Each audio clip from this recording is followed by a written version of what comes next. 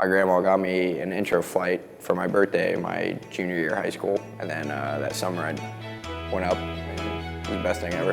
Luke Nace is a 125-pound wrestler for the Bobcats, but when he's not on the mat, he's flying high in the sky, and balancing the extremes of wrestling and aviation is no easy task. It is difficult sometimes. Sometimes I gotta go to a tournament and I have to miss a flight slot, or I have practice and I gotta skip practice to go fly an airplane. There's not too many conflicts as far as, hey, he takes care of everything.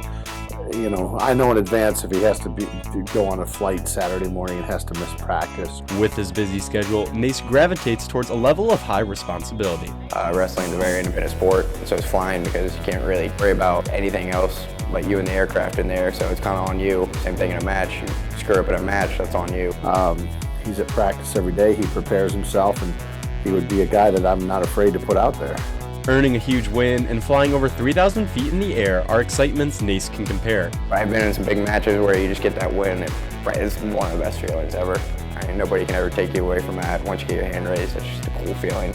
And same thing with flying. You're in charge of that aircraft, and you're pretty much telling it what to do. Coincidentally, Coach Greenlee shares some flying experience from his college days too.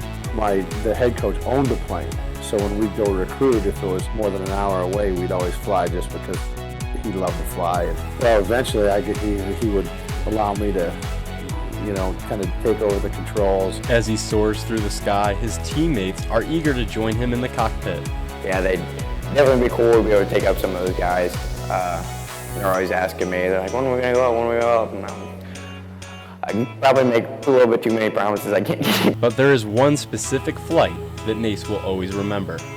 It was my grandpa's birthday this summer, so I made him a little airline ticket, and I called it Luke Nace Airlines. Put some stuff into it, gave him a seat number, gave him a time, gave him the airport, it was at the university airport, gave him where we're going. And I took him and my grandma to Parkersburg and back on their first flight, and they were my first passengers. The next plane you see flying over Athens could be Nace and his hopeful passengers.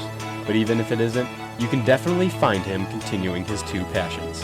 That's pretty cool. I get to come to college and do my most favorite two things on the earth, and wrestle and fly a plane.